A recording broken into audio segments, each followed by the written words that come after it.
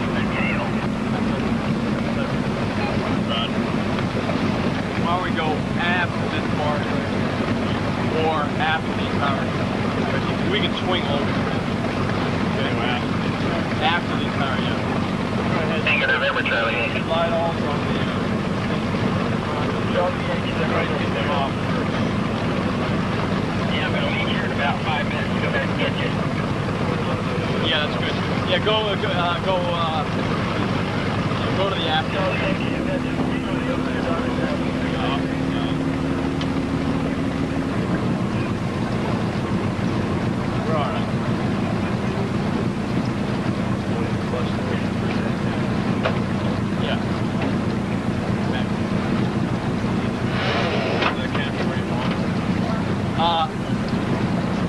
It may, is that on the...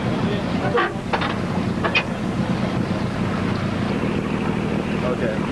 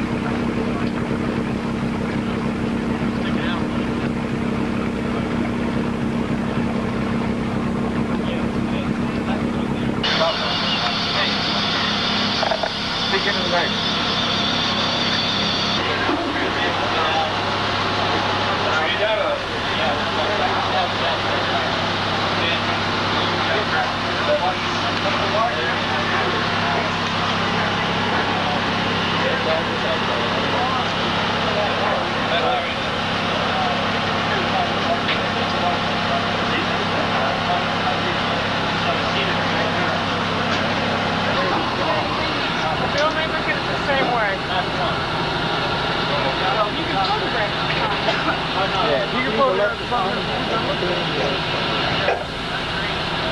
get done.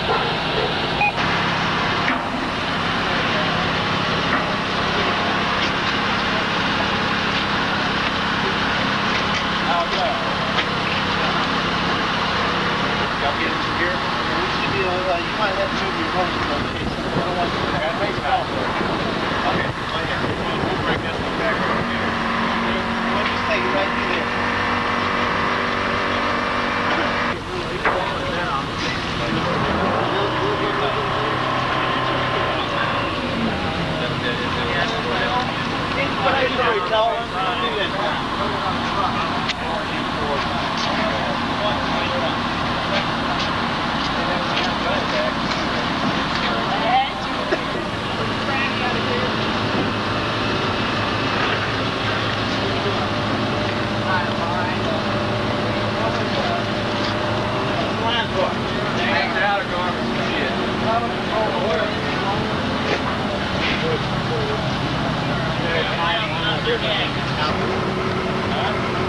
How sensitive is that? Are you going to say hi to Mom? Hi, Mom. Any nasty jokes? I've changed my name to something other than Murphy. I think I've changed my name to Limbaugh right now. You don't like Murphy? Murphy's Law? Murphy's Law, all it does is follow me around. Making a documentary. You could be a calendar for Murphy's Law right now. Isn't it lovely? Soft. Got a nice rep, huh?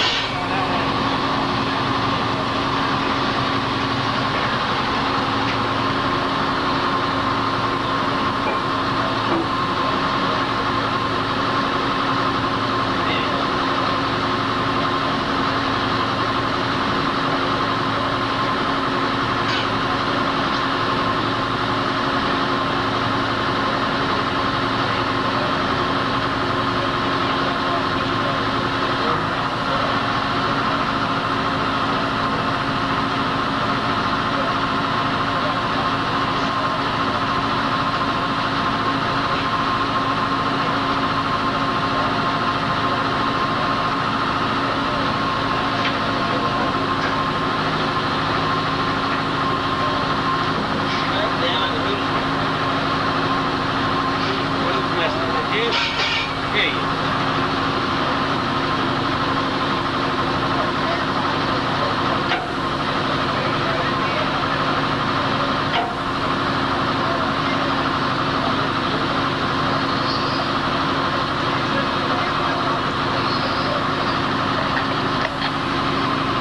Alright, we're back, darling. Belt roads.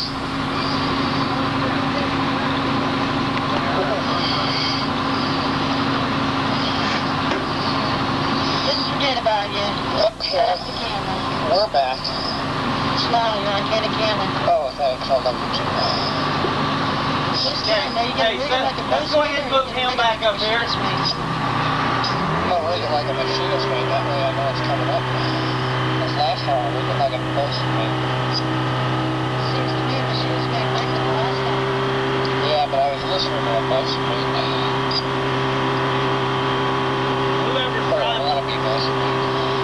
Whoever's driving tonight, if they pass that first beer sign, I'm gonna kill them. I still got 5 beers in my I got 3 left, but they're warm. I don't have. Well, I'll tell you what, after forgiveness last night, you aren't navigating. Huh? I said, after forgiveness last night, you aren't navigating.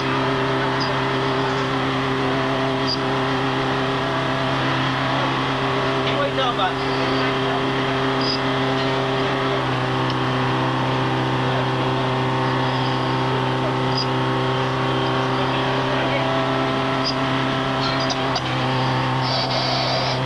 What are you trying to put there?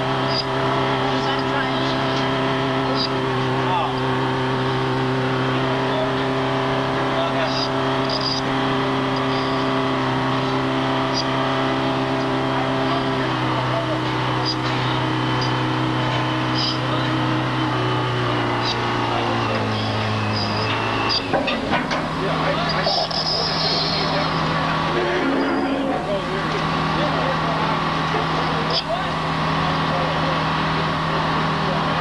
Okay.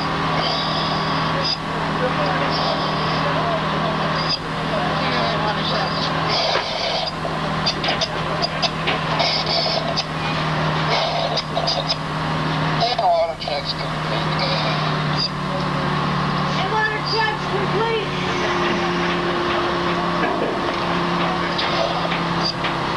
Leave surface, reach the bottom. Sorry, you told me a hole.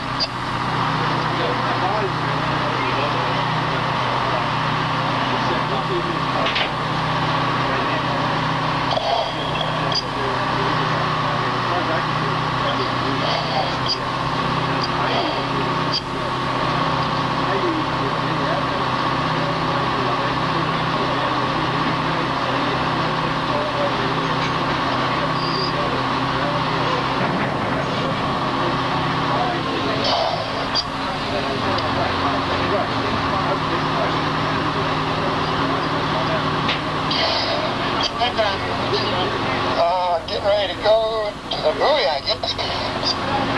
You got a scuba diver bring this to me? I don't know. I might take this syringe with me, or they got a scuba diver.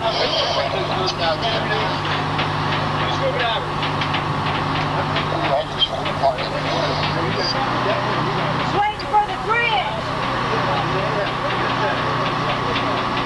Take the bridge, you go with. Got one right here. What? You got that one. Turn my mouthpiece down. Left surface again. You don't shout into it.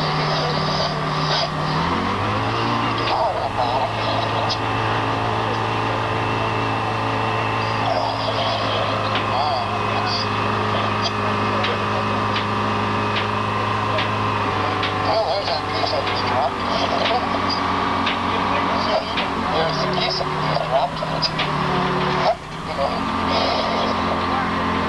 We're looking for the piece you lost.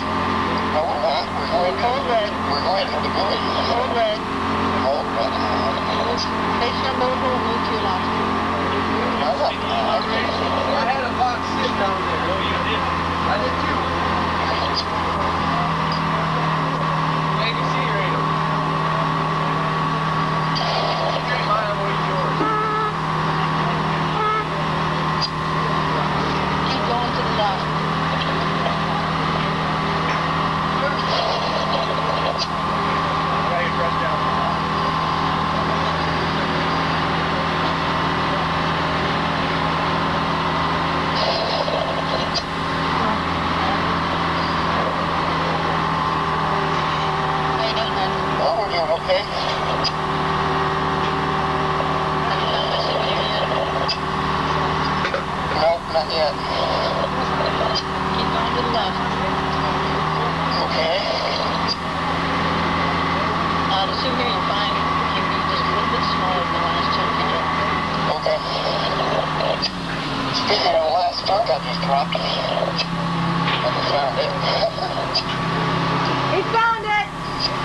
not looking for that, though. Saying? I'm not looking for that. I'm supposed to go for the buoy. Where? Go towards the buoy, the voice box. We're looking for the voice box, not the chunky drop. I know that. Okay. More left and out 10 yards. Left and out, right?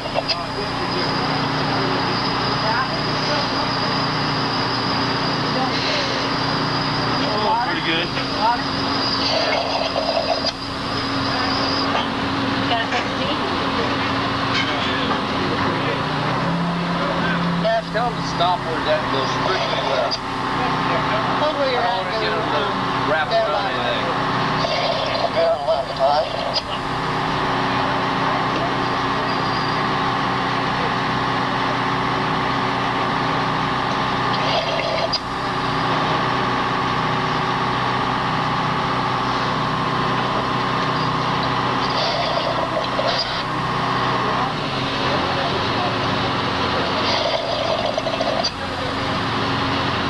All right, straight back now.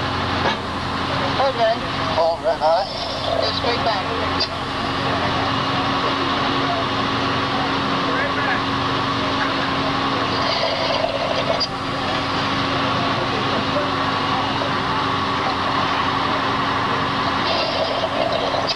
Go ahead and use our line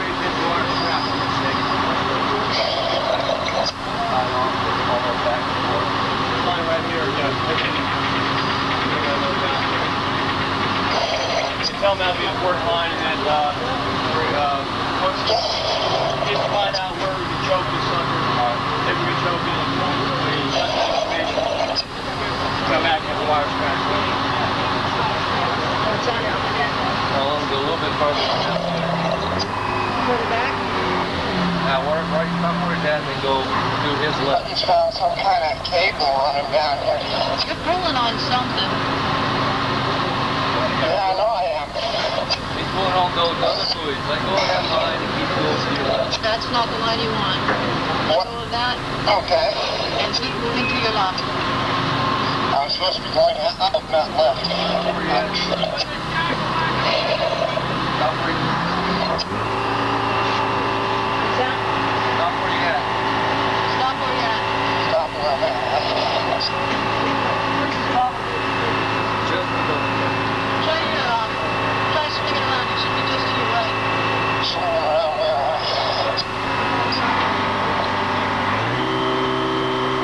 Hold on.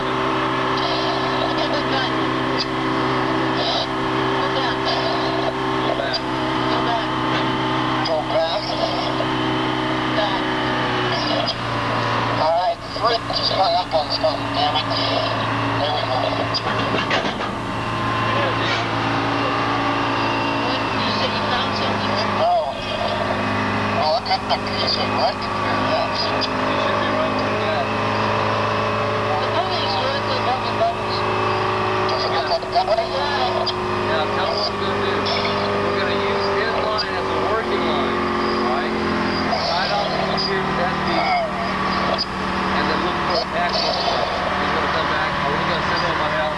Have him for another survey, too. Just for the big one. Good guy. What?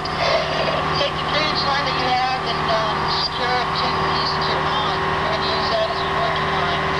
And once you secure that, investigate the rest of the area and the object that you're on. Alright.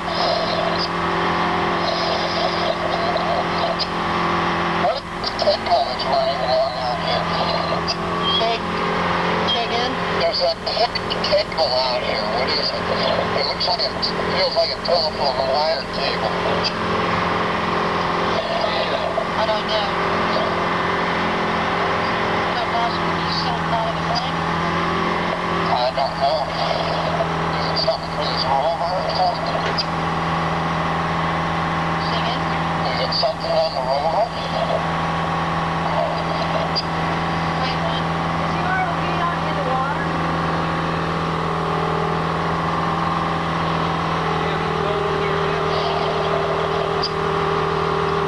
Go over near him.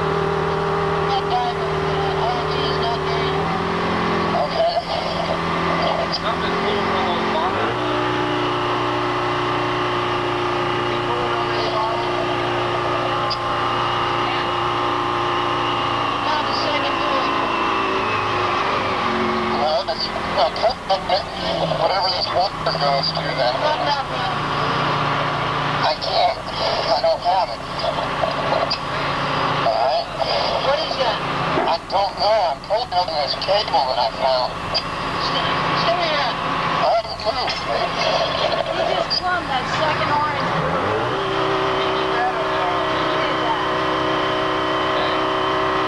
Plumb that line. Pay attention. I am not on that buoy line. Remember that cable that you had? Plumb it.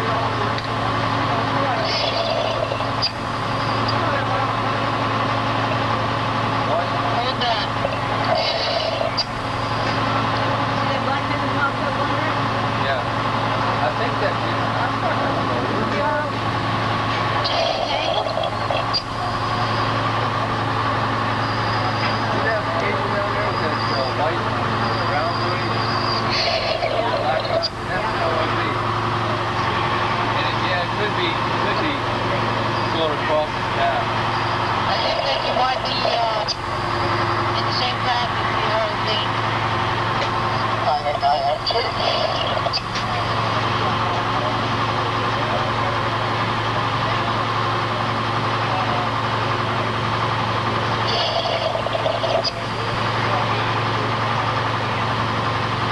Yeah, we're pointing it out right now to the operator. So far, Can you give me a description of what you're on?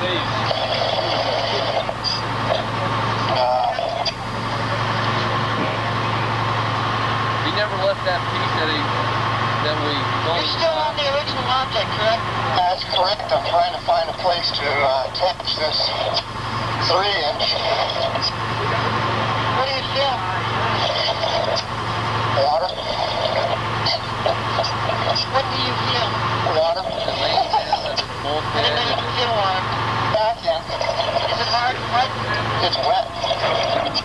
The object that you're on, is it cylindrical, flat? I don't know yet, alright? I haven't had a chance to investigate completely, okay? Is it smooth? The outside of it is smooth, alright? Yes, Steve.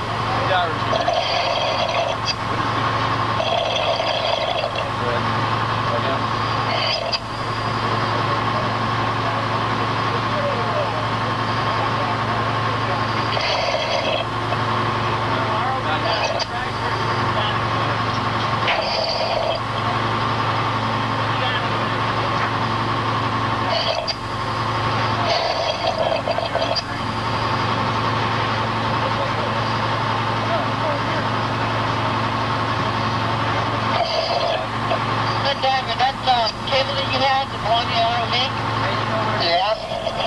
Be careful because they're trying to guide it out and I think it's snagging some buoys. Okay. Now, first off, take a strain on the 3-inch. Take it straight on the 3-inch out. Take a strain on the 3-inch.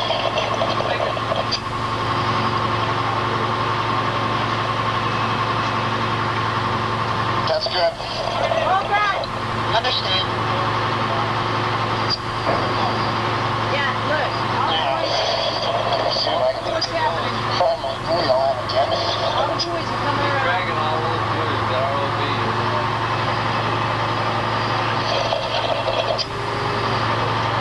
And John, no, you're attached to the RV. You're attached to the umbilical.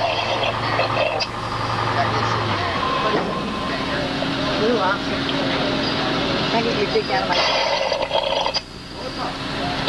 What, you want it to focus? It can take a lot. You have to put it on.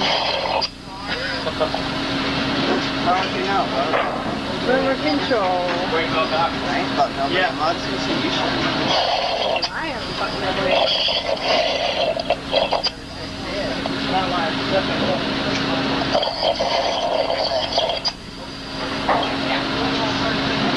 Okay, Red? Okay, Red. Have you been able to identify it? Not completely yet, alright? I'm trying to orientate my stuff here and find that buoy line again.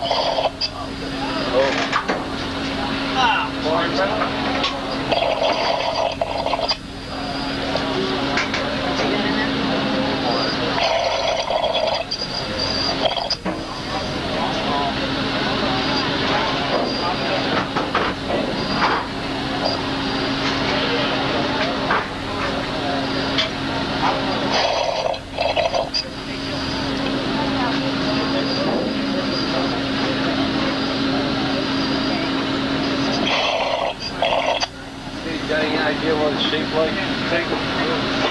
Red diver, do you have any idea what it's shaped like? I'm working on it.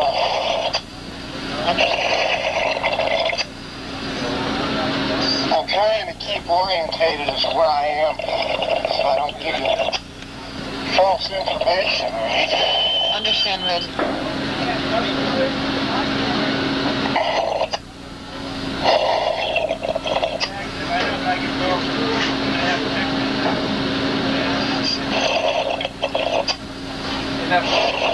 Get that cream and make sure those two guys got cream all over. Okay, let's do it. Well, Trying to maintain his bearing and so he can give us a good report.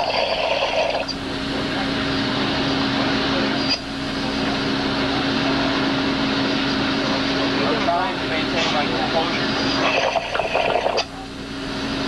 You're gonna He's, Very jagged piece of metal here, alright?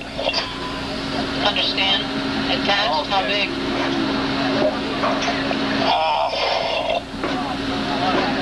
Alright.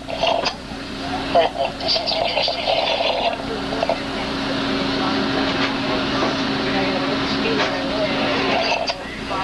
Let's see. Not as big as my last two pieces. not as big or as big?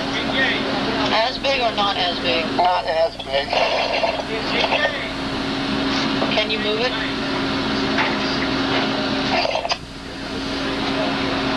There's pieces of it that I can move. As far as moving the whole thing, I don't think I can. Can you find two different Alright. points? No, Find two good attachment points? not yet.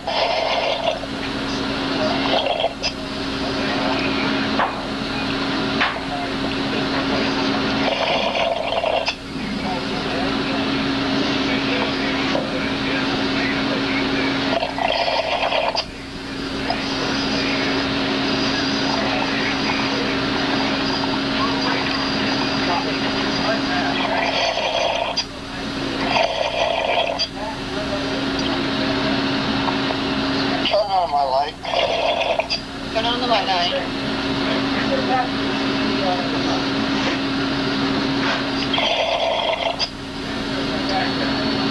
Thank you.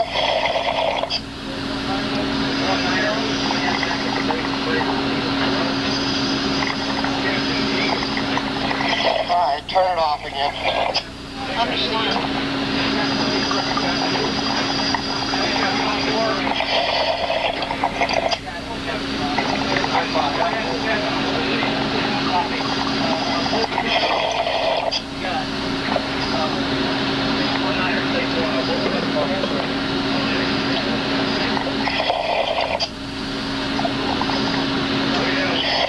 How you doing, Red? I'm doing okay. I'm trying to find a couple of good lifting points. No avail.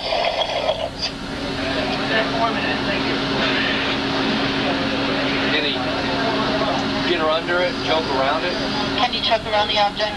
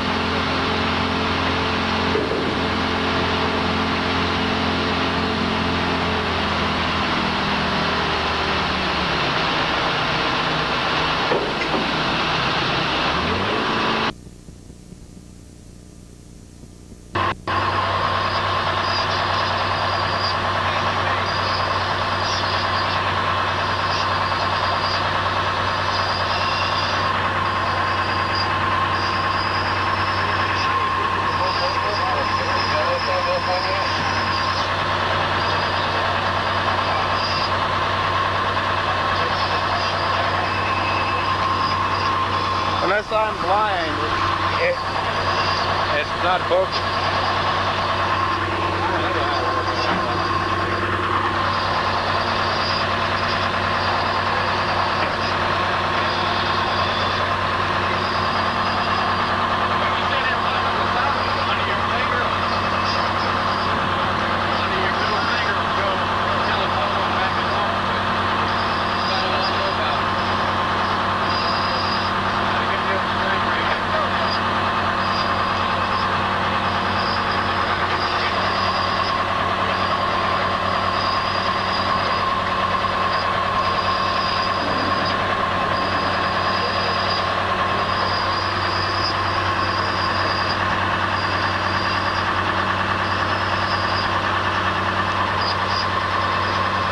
Slack it down again. You're gonna need to unshackle this right here. Alright, they're gonna need a tool to do it too. What's that shackle in? Shackle it to the other eye. So shackle it to this right here. The other end of the eye, this is tied into the other end of the eye. That's shackle it into the other end of the eye. What kind of shackle? Okay? You didn't run that through the eye. You ran through. Should be a tool here. You need a pressure wrench, right? Hey, back up on the spot. Do you have another eye you want to go through? Yes, you do. Oh, it needs a marlin plug. Okay. Any questions? Line come around after. Yes. Yes. Brother.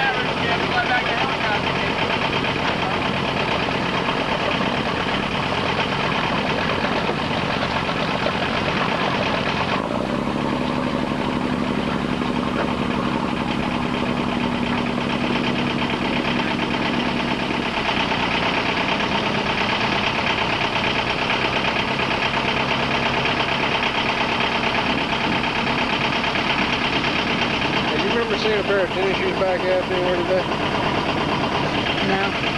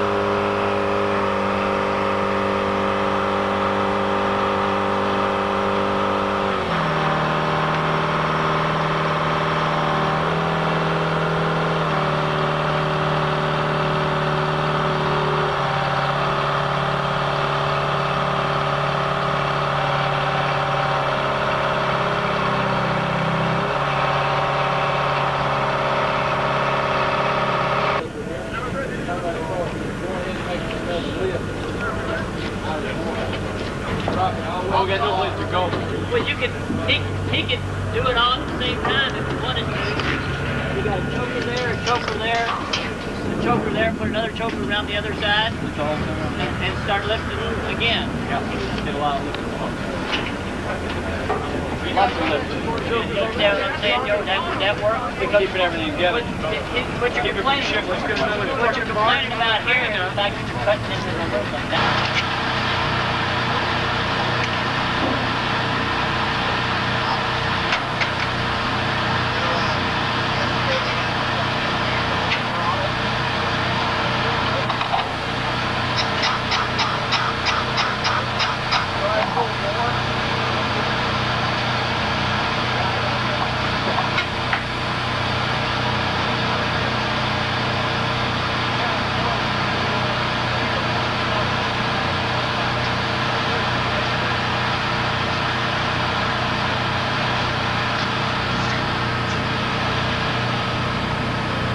Man, this thing's fucked up.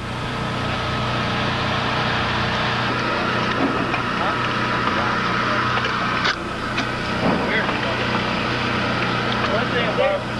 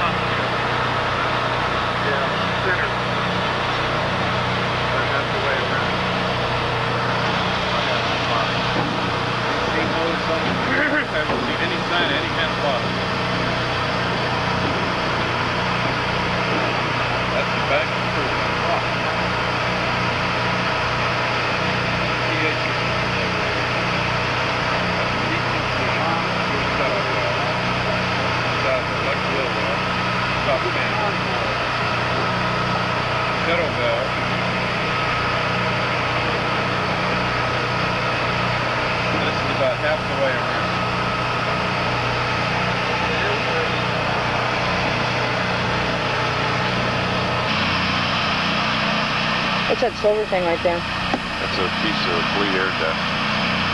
That's out of the ceiling? That's out of the part of the apartment ceiling. So we're looking at the top of the fuselage? Really, yeah, that curved piece is the top of the fuselage upside down. Got a piece of floor panel that fell down into it. This is all a piece of the top side of one of the wings. Pretty hefty chunk. Good. That piece that goes across right over there and diagonally down up there, the hydraulic on it. Let's see where you're talking about. All the way up forward? Yeah, right in the middle of that pile. That's the bulkhead aft of the center wing box. That's where your aileron pack is at. Now what's an aileron? That's the flight controls on the end of each wing to control roll. Uh-huh.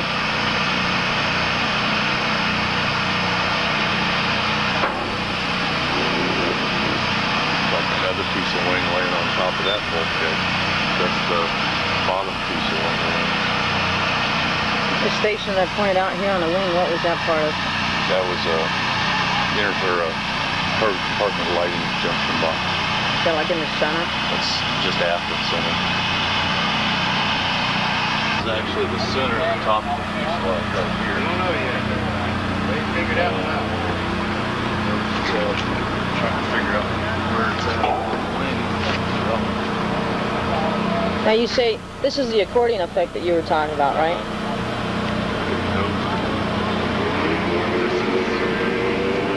HF antenna. Trying to figure out where the front's at. This has got to be right at flight station 245 right here where it broke off. Mm-hmm.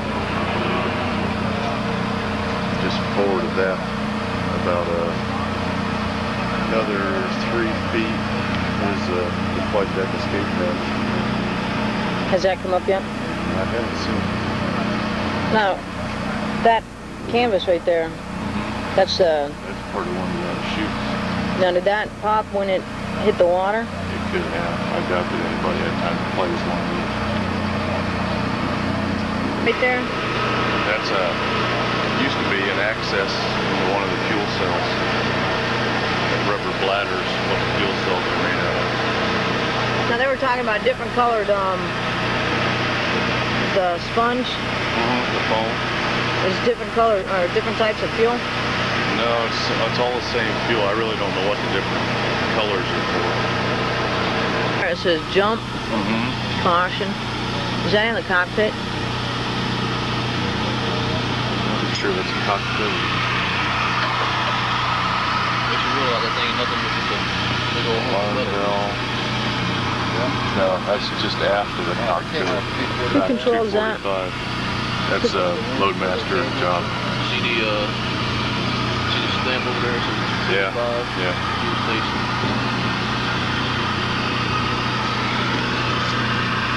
Kitchen the floor right there.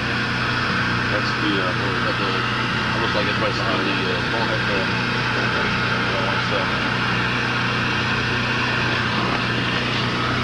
Yeah, it's got the handle on it. That's the floor that drops down above the cargo, or above the crew door. Galley door. Down here all day.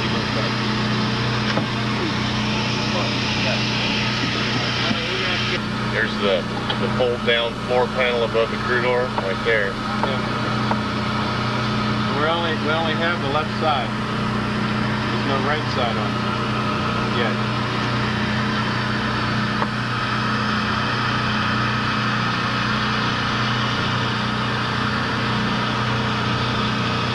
That's all pretty much grasshopper arms in this column. Isn't that strange? The grasshopper arm all the way up there. Both of the grasshopper arms are in this column. What's your grasshopper on? That's just a strengthening arm on the cargo ramp. It should have been all the way in the very back. And they're pulling it up here?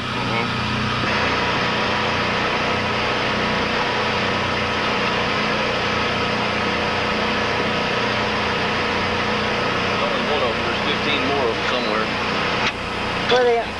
Just the operation of the plane? Yeah, that's what we call technical orders for maintenance procedures or ordering parts or whatever.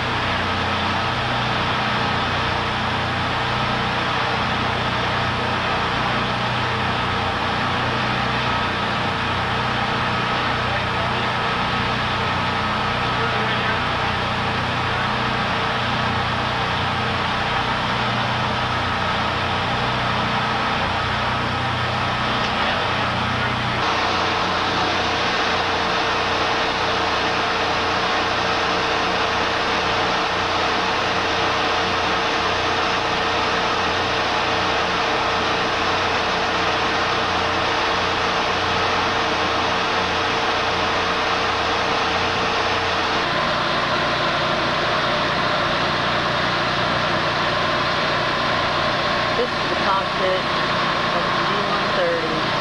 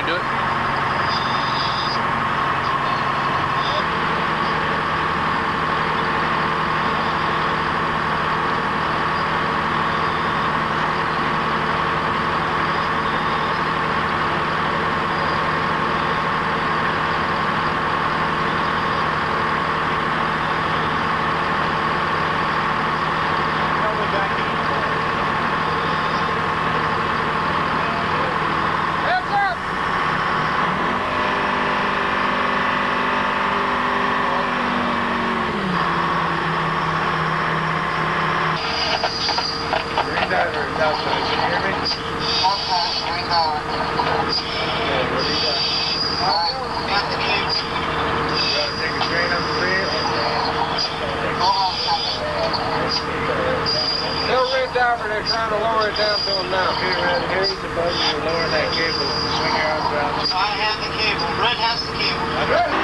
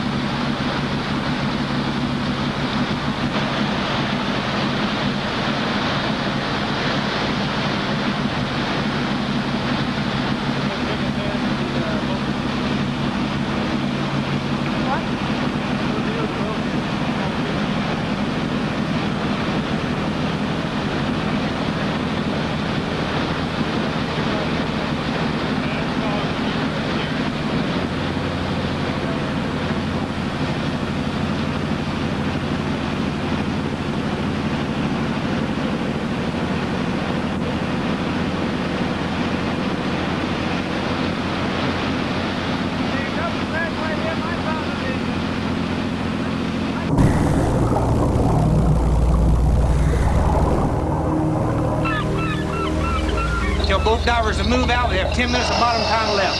Both divers move out. You got 10 minutes of bottom time left. Red diver. Red diver. Topside, green diver, we've got a problem. Red diver slumped over, not moving. I'm going over to him now. Tell green diver to go to red diver, check red diver's vitals, and ventilate red diver.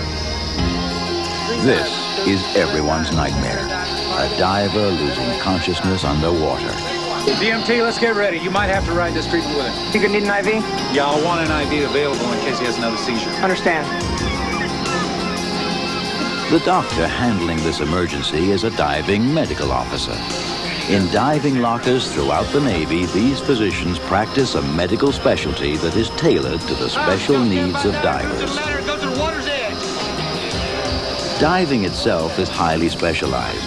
Different missions using different equipment put very different stresses on the human body.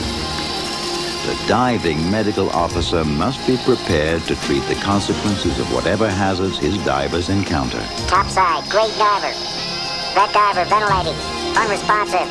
Comms, tell standby diver to get on the stage with the green diver. Have red diver get in between us. Both divers coming to your next stop, traveling. Doc, I suggest we do all in-water decompression to the 40-foot stop, and then we'll do an emergency surdine.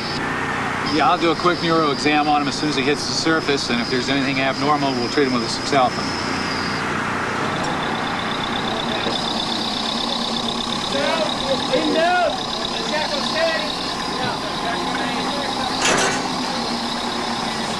Divers work in a highly altered environment. Understanding the physiologic effects of pressure, cold, and various gas mixtures is essential in approaching the illnesses experienced by this unique population. Okay, sit back down. Look at me right here. Follow my fingers.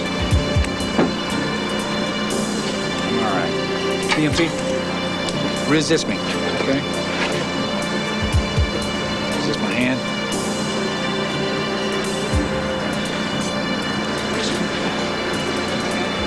Kick out. He's highly reflexive, weak on the left side. Babinski's upgoing. I think we ought to get the DMT in with him and treat him with a 6-alpha. Doc, man the chamber. In this case, possible causes include gas impurities, oxygen toxicity, high carbon dioxide levels, or trauma. The master diver ventilated the diver to eliminate carbon dioxide, then decreased the diver's depth to lower the partial pressure of oxygen. 150! The diver's gas is carefully monitored to eliminate the possibility of impurities. The diving medical officer is the expert on the differential diagnosis of diving disorders and advises on their treatment. While underwater, this diver may not have properly vented his lungs during ascent, putting him at risk for an arterial gas embolism. The DMO's neurologic exam strongly suggested this diagnosis and proper treatment is being carried out.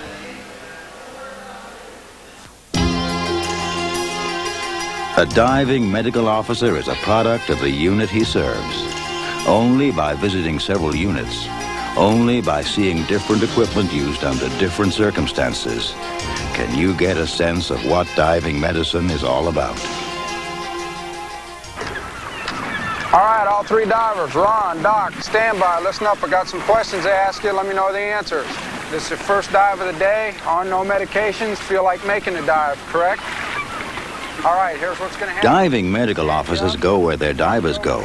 The medicine they practice is molded by the mission of the diving unit they serve. The mission dictates the kind of equipment used and the dive profile. That complex picture of gas mixtures, depths, times, and decompression stops, which may reveal what to do if someone gets hurt. Diving medical officers are themselves divers.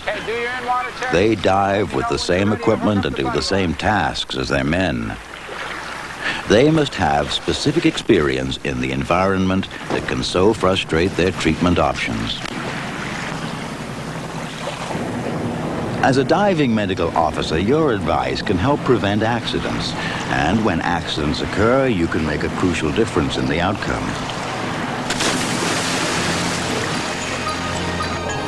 Where there is diving, there may be emergencies, no matter how prepared you are. If a diver surfaces with a problem, all eyes turn to the master diver and you. You are the medical expert. Areas of deployment dictate many things. I was a diving medical officer with the Explosive Ordnance Disposal Team in the Persian Gulf. Since most EOD diving is performed in remote locations, training is a major portion of my role. Okay, gentlemen, welcome to the Persian Gulf. The purpose of today's briefing is to educate you on certain hazards of the area that you might not encounter back home. I briefed each group of divers entering the Gulf on what to expect out there. It was very hot, so I talked about the symptoms of heat stress injuries and how to avoid them. I warned them about native hazardous marine life, including sea snakes and sea wasps.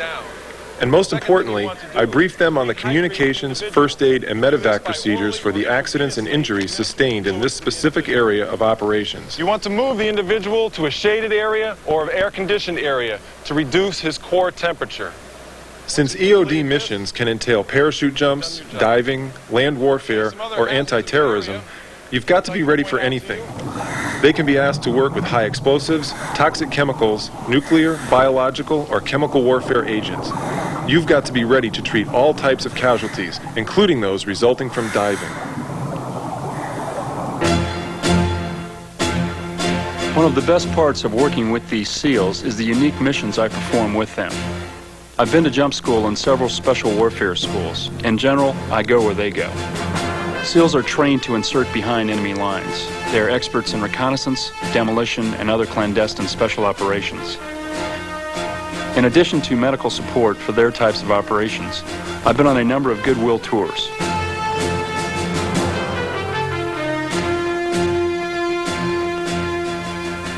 Gentlemen, this is Petty Officer Gardell. He's from SEAL Team Number 2, where he's been for the last 2 years.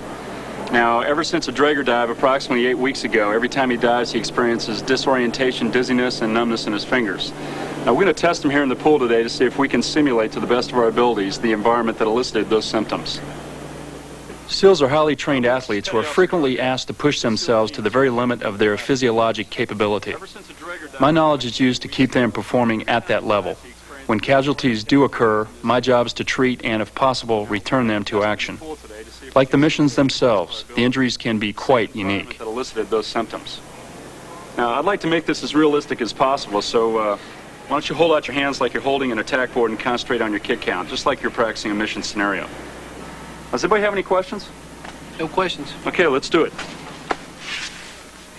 What I was looking for was one of two things. First, some people can experience a seizure due to the presence of a specific stimulus, such as a particular passage of music, or perhaps in this case in response to diving. The second possibility was that he did have a brainstem AGE and that the stress of the dive was required to demonstrate the residual deficit in his vestibular system. We monitored an EEG to look for seizure activity and an ENG to monitor eye movement and the vestibular system.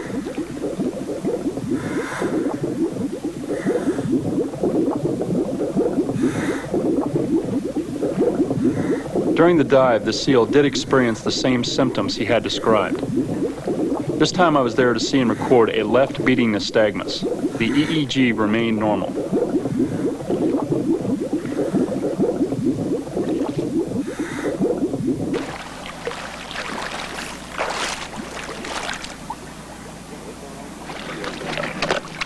How you feeling? Okay, follow my finger the whole time. 2 months later, after several hyperbaric oxygen treatments, vestibulometry was normal. He had no problems when retested at the pool and was returned to duty with SEAL Team 2.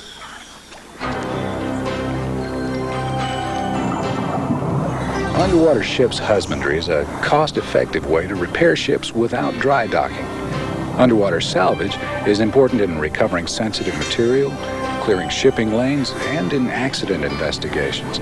The diving medical officer's role is to suggest ways of avoiding problems and to be there when something does go wrong. Diving medicine requires a working knowledge of neurology, ENT, pulmonary, thermal, and exercise physiology. The most common injuries occur to the middle ear. You had any trouble clearing lately? No. But the most dreaded, arterial gas embolism and serious decompression sickness, involve the brain and spinal cord.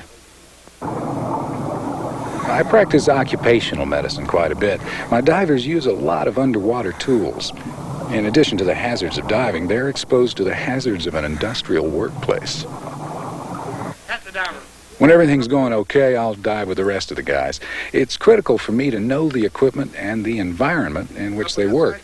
In an emergency, I need that kind of practical experience. In on this side. In on this side. Tell yellow diver to go to the stage. Yellow diver, go to the stage.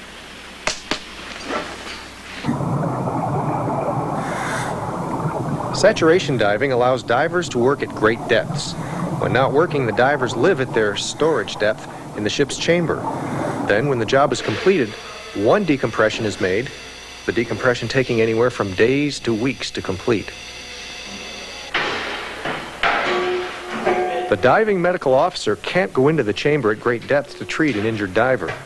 The quality of care depends on the ability and training of the injured man's fellow divers and how well the diving medical officer can direct them. Topside, number 1 tender. Diver in habitat. In saturation diving, Hi. How you doing in there? training is the Real key. well, sir. A little cold down there, nothing unusual. Great. The Navy has 3 facilities dedicated to diving and submarine escape research. The Experimental Diving Unit in Panama City, Florida, the Naval Submarine Research Lab in Groton, Connecticut, and the Naval Medical Research Institute in Bethesda, Maryland. Navy diving research continues to expand the capabilities of Navy diving. As an example, research studies have suggested that lidocaine may be effective in the treatment of cerebral arterial gas embolism. Clinical trials may provide this useful option for groups such as EOD, who often dive in locations far removed from a recompression chamber. For the SEALs, a real-time algorithm for calculating the decompression obligation following long duration, multi-level dives is currently under evaluation. Active heating systems to maintain the manual dexterity required by ship's husbandry and salvage divers are being developed. Simplified decompression schedules have already been provided for deep heliox and saturation diving. The equipment that Navy divers use is constantly evaluated and improved. Behind the fast-paced changes occurring in Navy diving is the work of diving medical officers at these research facilities. How do you feel? Feel good. Doc, check this man out. Let me take a look at you. Follow my fingers. Close your eyes. Resist. Diving medical officers, a part of the Navy diving team, whether through direct support of diving operations, training, treatment of casualties, or research. They share that special esprit de corps while enhancing the safety of Navy diving and expanding future naval undersea capabilities.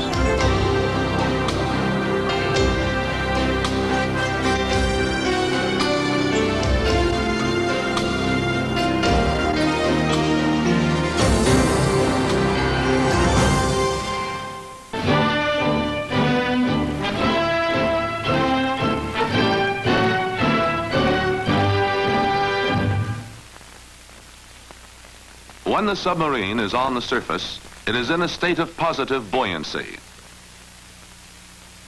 The main ballast tanks are empty, and the variable ballast tanks are partially filled. The fuel tanks are always completely filled with fuel oil or compensating seawater. To submerge the submarine, its state of positive buoyancy must be changed to one of negative buoyancy, which tends to make it sink. Approximate neutral buoyancy is achieved by completely flooding the main ballast tanks. Some of these main ballast tanks are divided into port and starboard tanks. Flood ports at the bottom of each tank admit seawater, and hydraulically operated main vents at the top of each tank control the escape of air. Emergency vents prevent accidental flooding of tanks. When the emergency vents are open, only the main vents prevent the tanks from being flooded. As long as the main vents are shut, the air inside the tanks has no way to escape. The water, forcing its way in, compresses the air until air pressure is equal to sea pressure and no more water can enter. We can demonstrate this fact with a simple experiment. This glass jar, when it is immersed in water head first, does not fill with water. Only a small amount of water enters due to the compression of the air inside. Preparations to submerge begin with the order, rig ship for dive. When this order is given, all hatches and hull openings are shut and secured, except the conning tower hatch, the main induction valve, and the openings necessary to operate the main engines, such as the inboard induction valves for engine air intake, engine inboard and outboard exhaust valves, and the outboard openings for the engine's cooling system. At the same time, the emergency vents on the main ballast tanks are opened. Torpedo tubes, safety tank, and negative tank are flooded from sea. Air manifolds are lined up to permit rapid blowing of tanks when the need arises.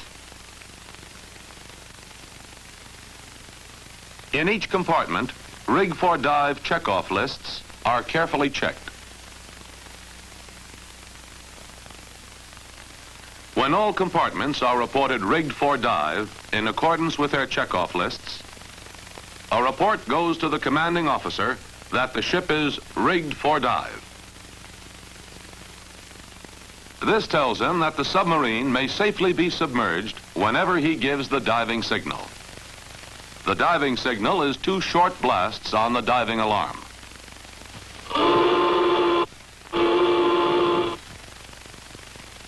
Immediately, the main motors are switched to the storage batteries, which will furnish the power while the submarine is submerged.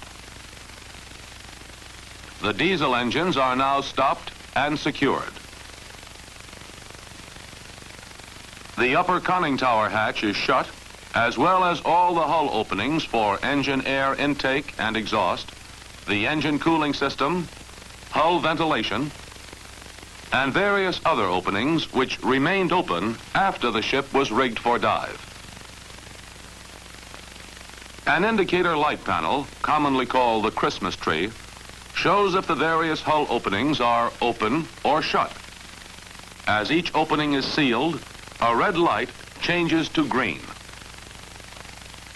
The hull of the boat should now be tightly sealed. To make sure, the diving officer makes a test. Compressed air is released into the boat from the high-pressure air system, and if the boat is sealed, the barometer will show an increase in pressure. When all lights are changed and pressure is holding, the diving officer reports to the captain, "Green board pressure in the boat, sir." Meantime, on the second blast of the diving alarm, the main vents are opened. This lets the air in the main ballast tanks escape. As the air escapes, water enters through the floods.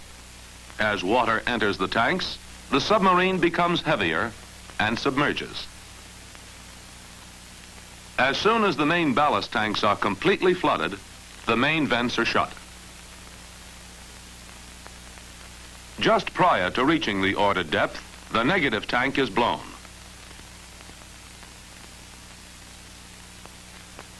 With the main ballast tanks completely flooded and the negative tank blown, the submarine weighs about the same as its total displacement of water. Therefore, when the submarine is fully submerged, it is in a state of approximate neutral buoyancy. Its weight, acting downward, and its buoyant force, acting upward, are about equal. In this condition of neutral buoyancy, the boat will not change depth unless acted upon by some external downward or upward force.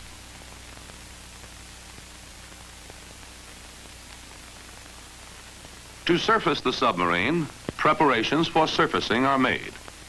This includes shutting the lower conning tower hatch. The surfacing signal is 3 short blasts on the diving alarm.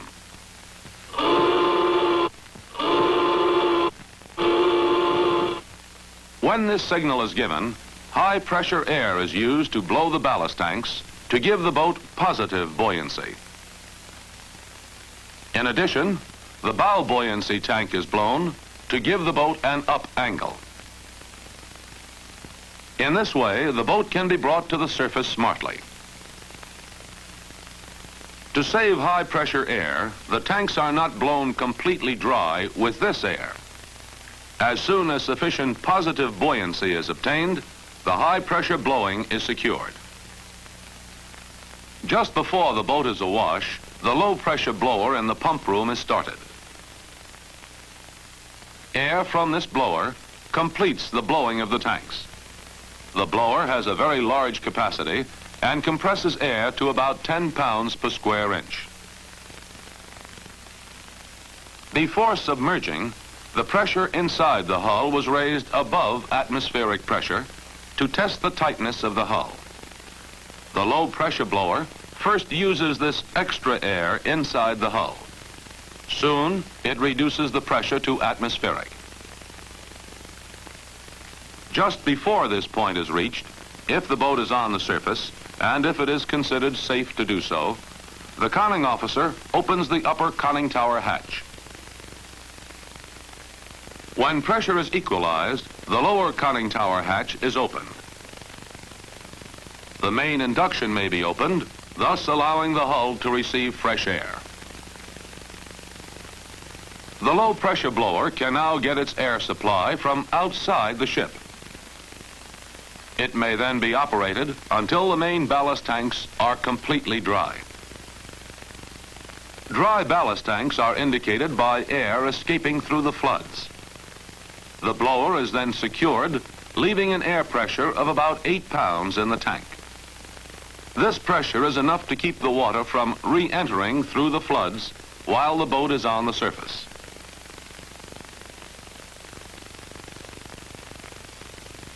The boat is then made ready to operate on the diesel engines. After opening the valves for engine air intake and exhaust, and for the engine's cooling system, the diesels are started. The main motors are switched from batteries to engines.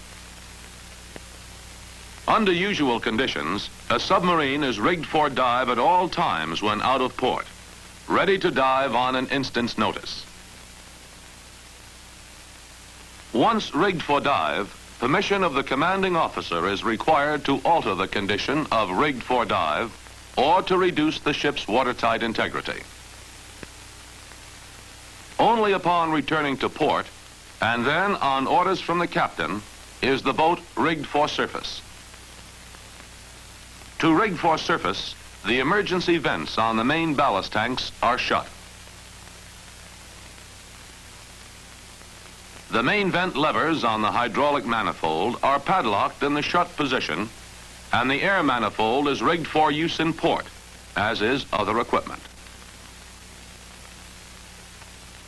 In this film, we have seen how the submarine is rigged for dive and how it is submerged. We have seen that surfacing is the reverse of the diving operation, and that the boat is then normally kept rigged for dive until it returns to port, where it is rigged for surface. In the next film, we shall see...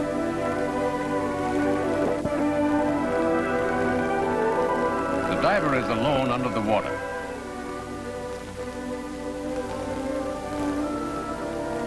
He has only his common sense, his technical knowledge, and his diver's dress to help him.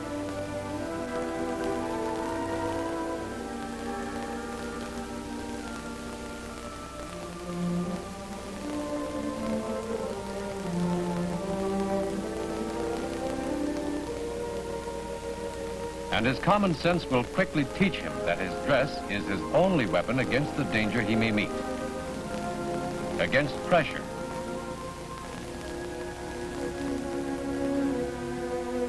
Against falls.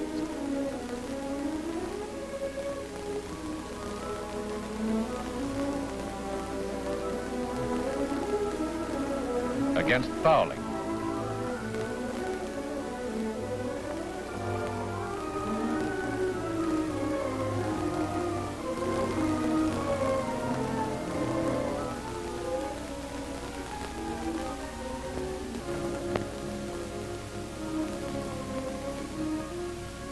That his dress is the only thing outside of the knowledge he carries inside his head that will make safe and sure his work at the ocean's bottom.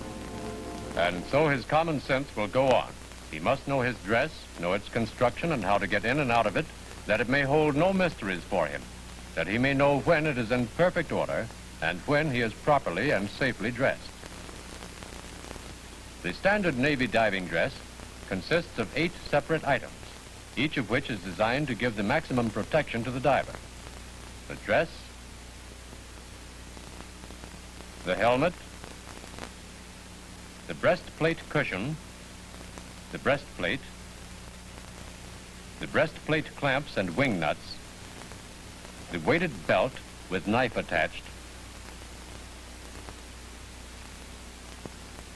the jock strap, and the shoes. The dress itself is made of sheet India rubber, backed and faced with cotton twill fabric. It is reinforced at all points of wear.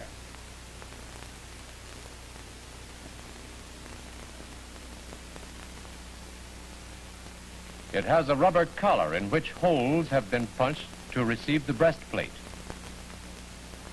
Inside the dress is a bib which traps any water that may seep through the breastplate and so prevents leakage into the lower part of the dress. The legs are made with lacing flaps in order to decrease the volume inside the suit, thus stabilizing the diver's buoyancy by keeping the legs from blowing up with air. For cold water work, gloves are cemented on the sleeves. The spun copper helmet is provided with 4 ports, the top plate, the right and left side plates, and the face plate to give maximum vision to the diver.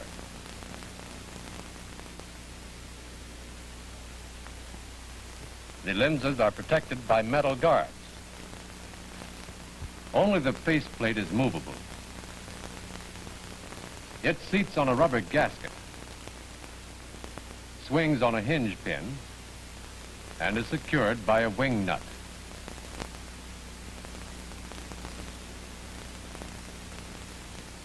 In the rear of the helmet is the locking device by which it is locked to the breastplate. In addition to the standard catch, a device to ensure absolute safety is provided. In this case, a gate held by a cotta key. Also in the rear of the helmet are the gooseneck fittings, which are the ports of entry for the air hose and the telephone. The telephone connection is on the diver's left.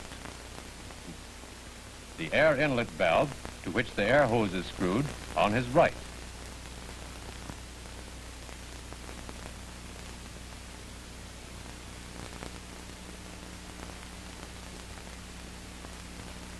This valve is of the non-return type. It consists of a spring-loaded valve which seats against a special leather washer.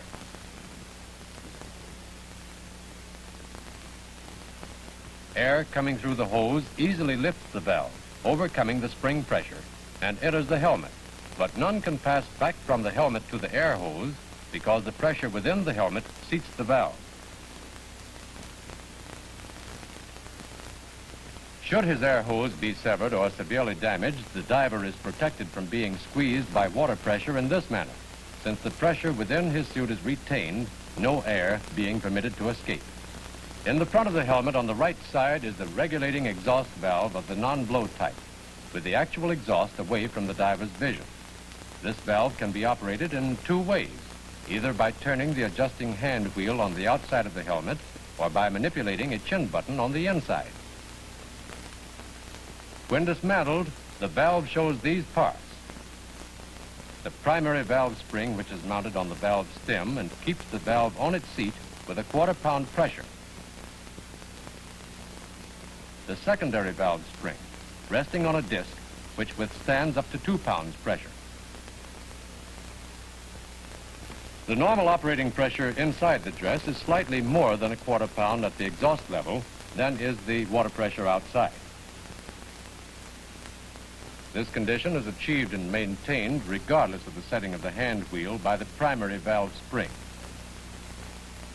Should for any reason the pressure within the suit build to 2 pounds more than that exerted by the surrounding water, the force exerted by the secondary valve spring is counteracted and the air released.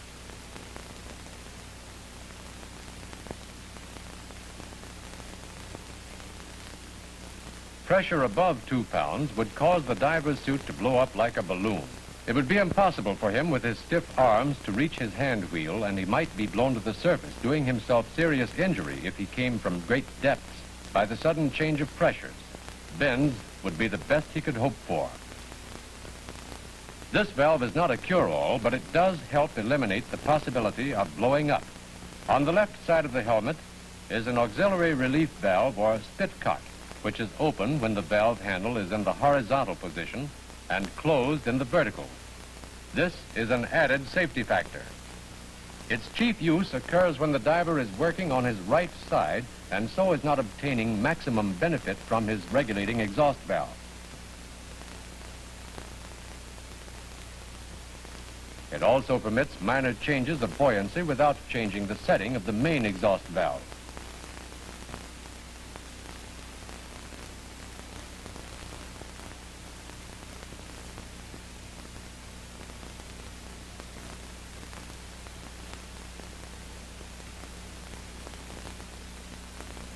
In addition, should the lenses of the ports fog, it is possible to take water into the mouth through the spitcock and use it to wash the lenses. The helmet, when worn, rests on the breastplate, which in turn sits on the breastplate cushion, or shoulder pad, which goes around the neck of the diver.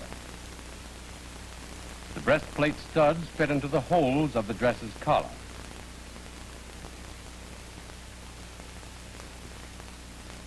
Before the clamps are placed in position, the copper washers or shims are put on at the clamp joints to provide an effective seal and protect the rubber collar from crimping.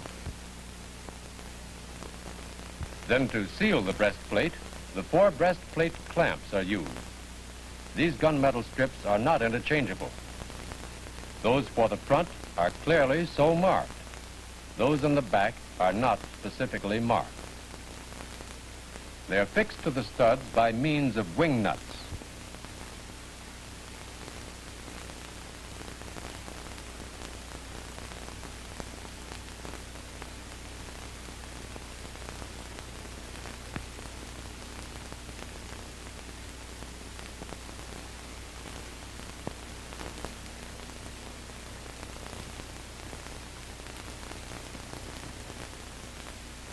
On the front of the breastplate are 2 pad eyes to which is knotted small stuff made of Italian hemp or signal halyard. This small stuff is used to secure the 2 lines to the breastplate pad eyes.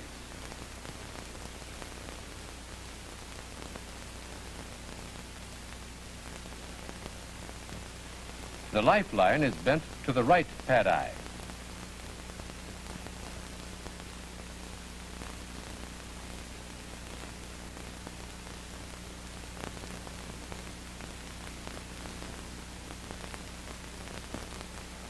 Before securing the airline to the left pad eye, the wing nut on the lower left stud must be removed.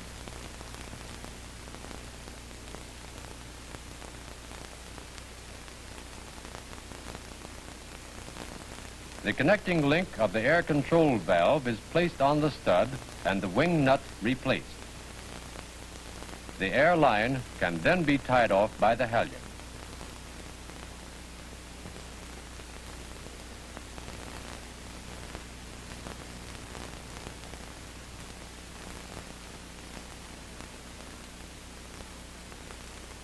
The air control valve is a needle valve. Turning it to the right opens it. Turning it to the left closes it. The weighted belt stabilizes the diver in the water, gives him a better regulated buoyancy. It is held in position by the jock strap, and the 2 together keep breastplate and helmet on the shoulders, overcoming the lift of the air inside the dress. The shoes have lead soles leather uppers, and a brass toe cap provided with means for both lacing and buckling.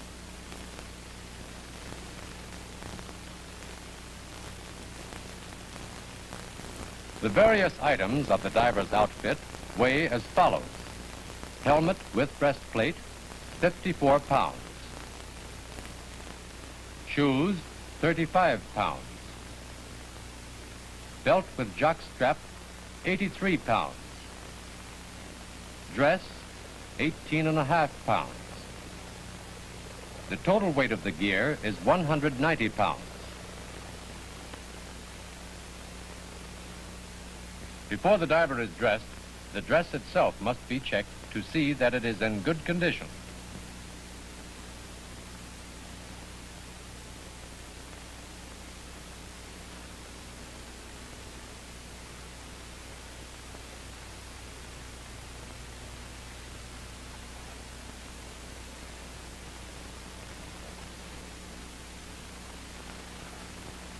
The man assigned to this duty first checks the non-return valve for air tightness by inverting the valve in a low-pressure air line. He then holds the end in water in this manner.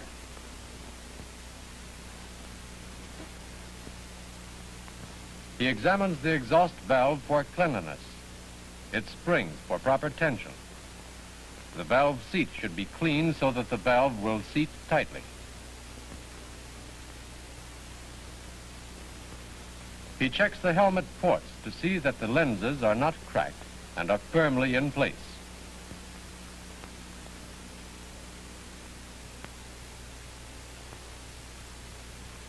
And examines the faceplate for a proper fit.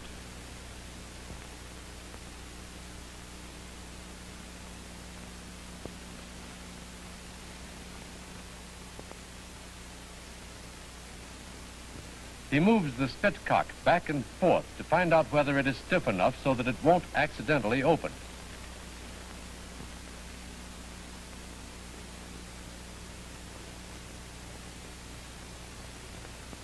He checks the helmet locking device for any defects, making sure that the lock fits into the slot and that the safety gate is properly secured by the cotta key.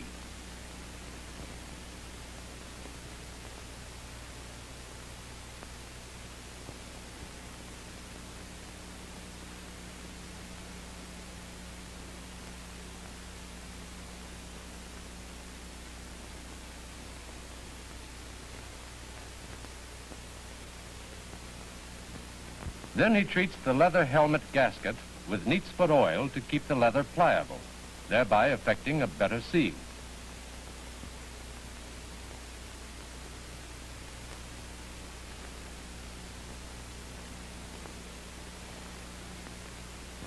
He checks the breastplate studs for proper fit. Then he tries out the wing nuts to see that they turn freely on the studs. And he notes that the number engraved on the breastplate clamps corresponds with that on the helmet, so identifying the equipment as belonging to one outfit, and that the clamps themselves fit properly.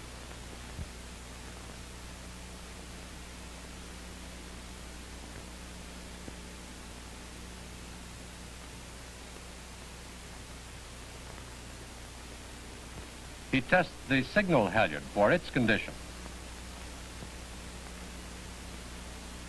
Finally, he inspects the control valve to see that it is working with enough stiffness so that it won't be turned by accident. The dress is now ready to put on. To get the diver in it requires 2 tenders, men who must know every essential move and must work as a team so that no time is lost. These tenders are responsible for the diver's safety. If his dress is not properly adjusted, he will not be able to perform his assigned duty. It consequently behooves the diver as well to know every step in his dressing that he may be certain that all has been correctly done. First, he has prepared himself to be dressed. He wears his ordinary uniform trousers and shirt to prevent chafing of his skin. In order to protect his feet, he puts on heavy woolen diving socks.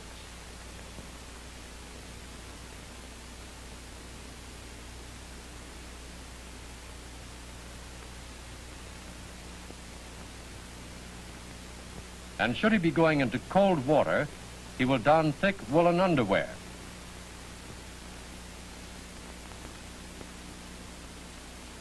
In the meanwhile, the diver in charge of the diving operations takes his position to observe the dressing.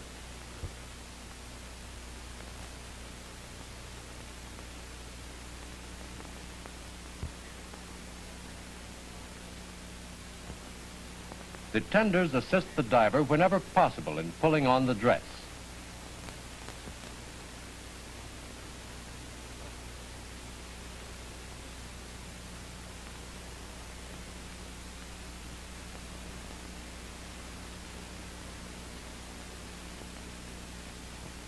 If the dress has cuffs, the diver should dip his hands in soap suds before placing his arms in the sleeves so that his hands will slide into the cuffs.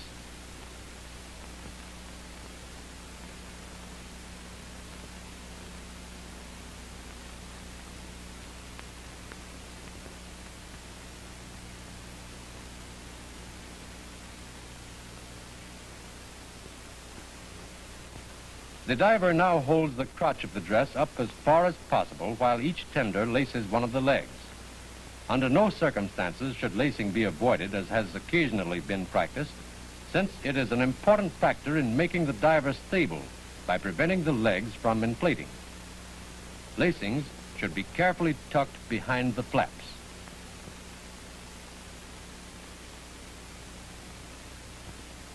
And each tender puts on a shoe, seeing that the buckles are outboard, so establishing that the shoe is on the correct foot.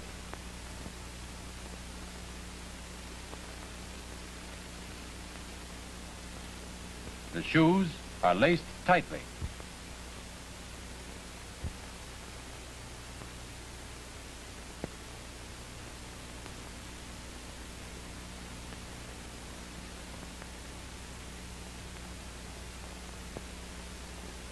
And then are buckled over the lacing to give a double protection, for the loss of a shoe at the bottom of the ocean can have serious consequences by shifting the center of the diver's buoyancy.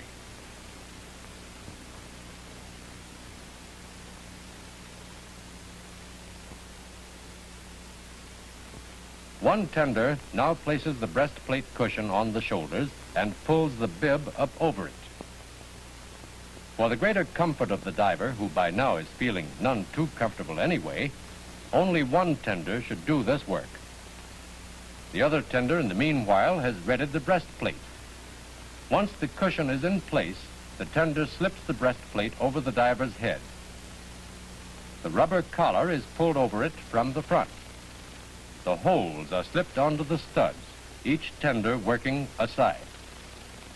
Care must be taken to achieve a smooth fit and so help watertightness.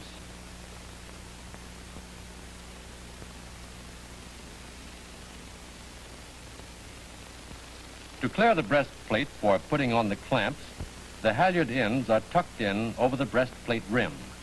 Now the copper washers are placed over the studs at the breastplate clamp joints. These not only work for a more effective seal, but also prevent the breastplate clamps from tearing the collar. The breastplate clamps are put in place, attention being paid to the marking front, and are secured hand tight by the wing nuts.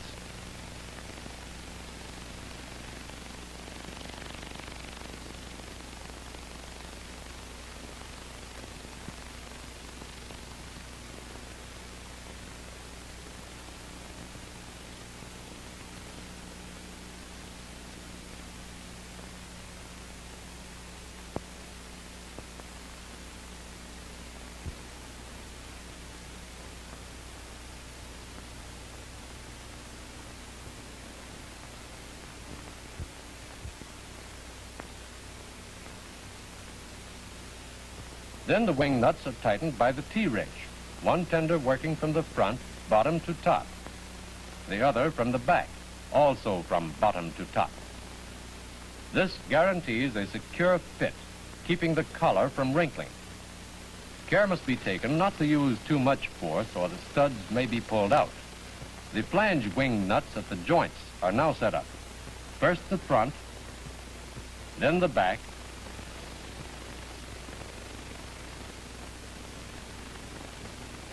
Then the two sides, each tender taking the appropriate one.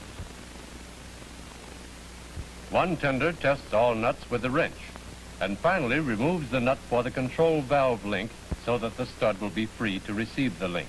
It is always necessary to put this nut in place, however, in affixing the breastplate clamps to make certain the position and securing of the clamps. A tender now slips the jock strap onto the weighted belt, to which a knife has already been attached. Together they cross the belt shoulder straps, and each takes one end of the belt in the middle of a shoulder strap.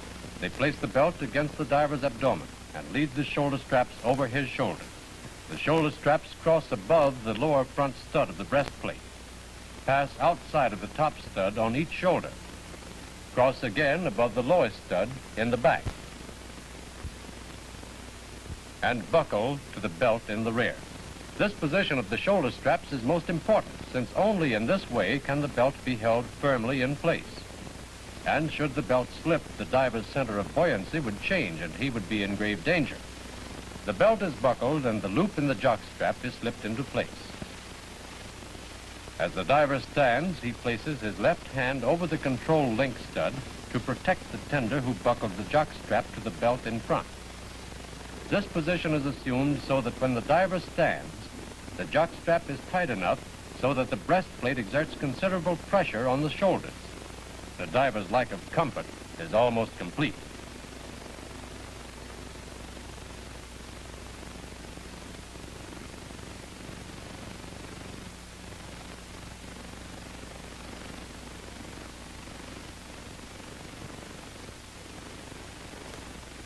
If there are gloves, wrist straps are provided to keep the gloves from overinflating.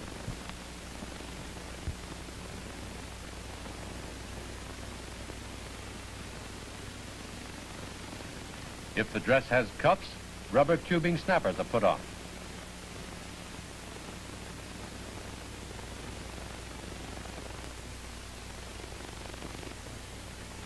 The diver is now ready for his helmet. To prevent his falling overboard, one tender places a lifeline about the diver's body, under the arms, and belays it securely. The other tender grasps the breastplate under the diver's chin to protect it, and assists him to the ladder.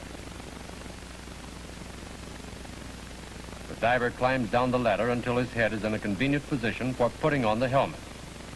If this is to be diving from hand pumps, the pumps should be started now to be in readiness when needed.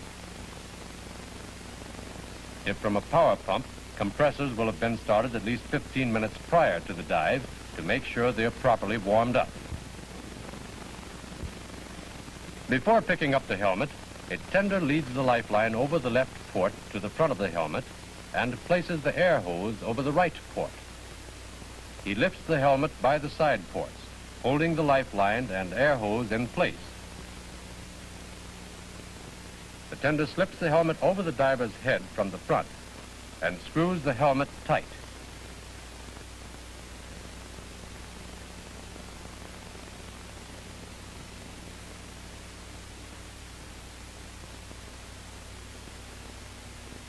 As soon as the helmet is in place, the faceplate is opened, and then both tenders secure the helmet in the back, dropping the regular helmet lock and putting the safety lock in place, making sure that the locking device is secured.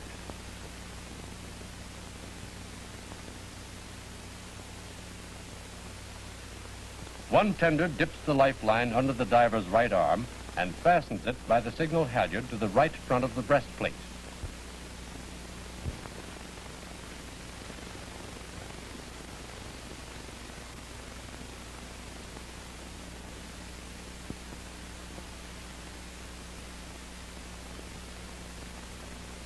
At the same time, the other tender slips the control valve link bracket over the left lower stud and bolts it on tight, with the bracket extending in such a way as to put the control valve in position for the diver.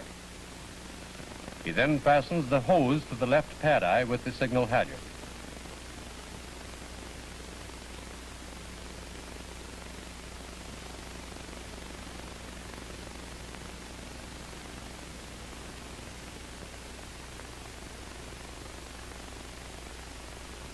As soon as the air control valve is in place, the diver tests his air supply, and the tender sets the exhaust valve. The diver checks his telephone. Yellow diver, test your phone. Yellow diver testing, okay. How's it sound? Okay, yellow diver. Okay, button her up. When everything has been completed, the diver indicates that he is ready. The faceplate is closed tightly. Ready to send him down? Okay, put him down. The safety line is removed, and he's given the signal to enter the water by 2 taps on the top of the helmet.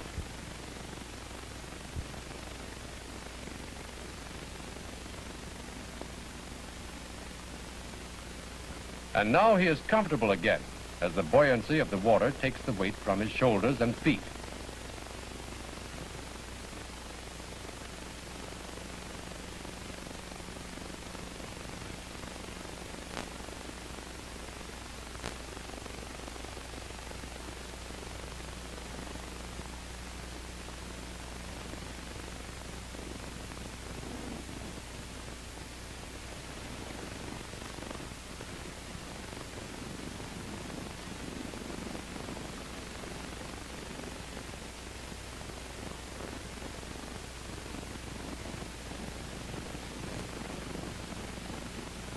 When his work is finished and he has ascended the ladder a convenient distance, the tenders put a safety line around him and secure it.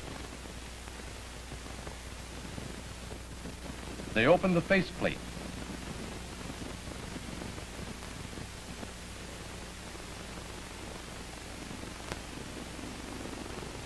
Cast loose the telephone and lifeline cable, dipping it out from under his arm.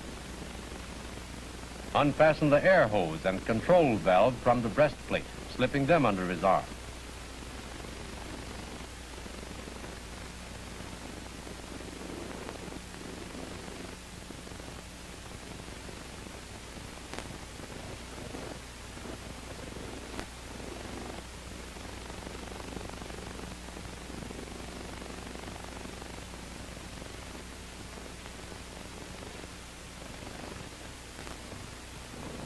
They remove the helmet.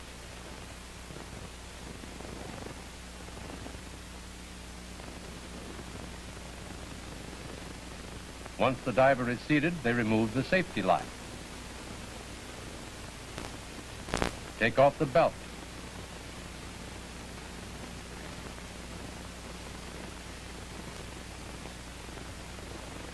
Then the wrist straps, or snappers if used.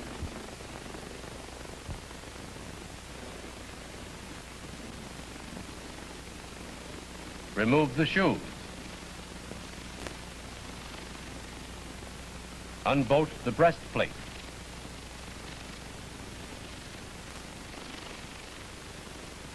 Pull the collar over the studs in front.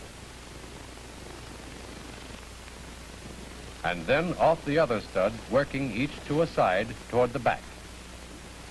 One tender lifts off the breastplate. Together, they unlace the legs.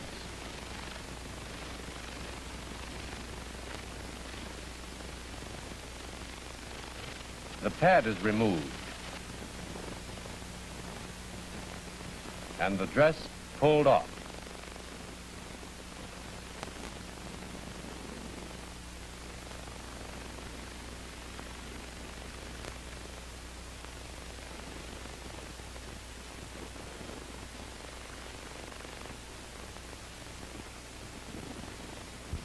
One tender stows the dress properly.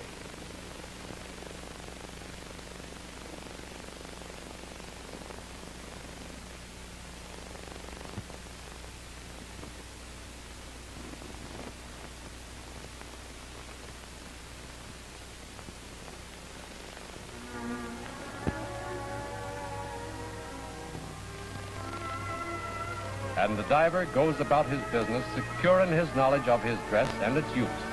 A man who feels safe in the darkness of the lower water.